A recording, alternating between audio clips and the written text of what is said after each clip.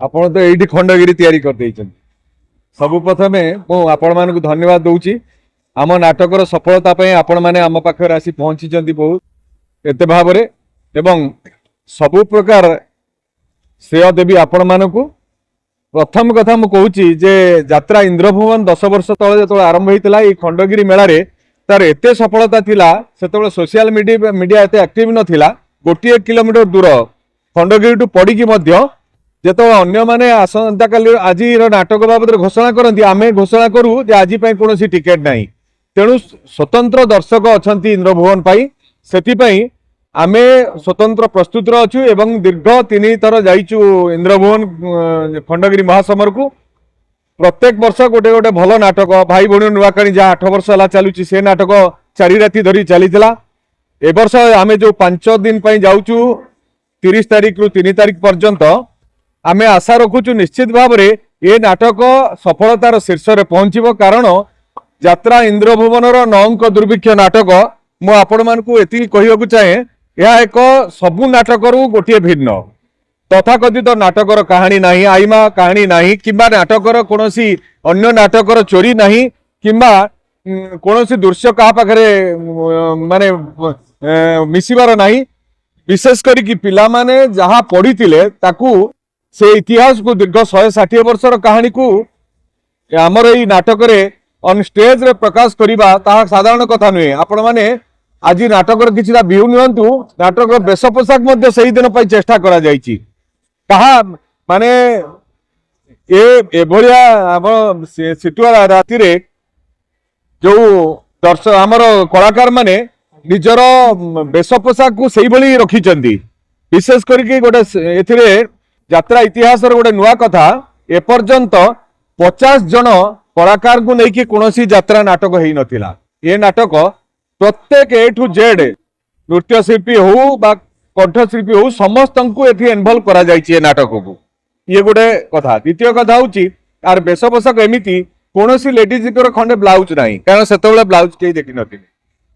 जहाँ करा जायतिला ताहा एबे ए नाटक परिप्रकाश करिवार योजना करा जायछि मु भाबुची खंडगिरी समस्त दर्शक बंधु निश्चित भाव में श्रेय देवे निश्चित भाव में आसवे और नाटक को उपलब्धि करेंगे आ छोट छुआ टू बड़ पर्यंत किसी शिखबार अच्छी युवपीढ़ी मैंने तो आज मत हो रेकर्ड डांस रेकर्ड डांस होता जहाँ खंडगिरी समारोह बंद कर आमे से भाव में प्रस्तुत करूँ ये रेकर्ड डांस को एक माने ओडिशार परंपरा ओडिशार अस्मिता ओडिशार कला को बंचई रखिकी एमिति भाव में करा जायछि रेकर्ड डांस को जहाँ युवपीढ़ी को निश्चित भाव में उन्मादित करिवो आपण मानकु ग्यारंटी दउछि जे जेकोसी गोटे दर्शक आसिबे ताको फैमिली धरिकी से गला बेले निश्चय कहिबे याथिरे कोनोसी प्रकार अश्लीलता नग्नता नाही बोली एवं ता छडा नग्नता अश्लीलता भी किछि युवपीढ़ी को मतवाला करे किंतु से जिनिस नथाई मध्य युवपीढ़ी 100% मतवाला हेबे ये डांस सही भली भाव प्रस्तुत करा जायछि संपूर्ण निंदनीय मोर केबे स्टेज रे चढ़ी नांती मु तांको संपूर्ण विरोध करे एवं आपण मानक माध्यम रे अनेक थर मु से बाबद रे कहिछि से केबे भी स्टेज को आसीबे नाही नाही नाही आज्ञा यात्रा यात्रा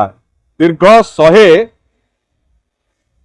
वर्ष 120 वर्ष तलर ये हूँ ओडिया परंपरा जोठी ना आपण मानक सोशल मीडिया थिला ना चलचित्र थिला ना सीरियल थिला केवल यात्रा मोगल तामसारू सृष्टि होता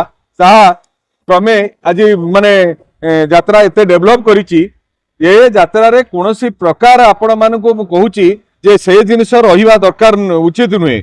जो जीवजंतु मानक आनिकिनी भेलिकी देखैबा रोबोट भेलिकी देखैबा किंबा जणे कलाकार को नेकी यात्रा रे हाइलाइट करिबा यह केबे ठीक नुहे यात्रा टीम को नेकी बंचिबा दरकार सक निंदा करिबा दरकार नहेले कलाकार बंची पारिबनी ओडिया कलाकार बंची केवल कला को नहीं आपण माने दीर्घ माने जो पार्टी यात्रा पार्टी अच्छी पाखापाखि 50,000 परोक्ष प्रत्यक्ष भाव में युवपीढ़ी बंची बेकारी समाज से दूर होती यात्रा जदि आपण माने यात्रा को सिनेमा कर दियंती ताहले सिनेमा जमी डूबिला यात्रा भी डूबी जीवो देखंतु मु समस्त प्रत्येक दर्शक बंधु मानक अनुरोध करुच्ची समस्त यात्रा दल जाउछंती ए क्लास दल सेमानकर नाटक देखंतु किछि असुविधा नहीं किंतु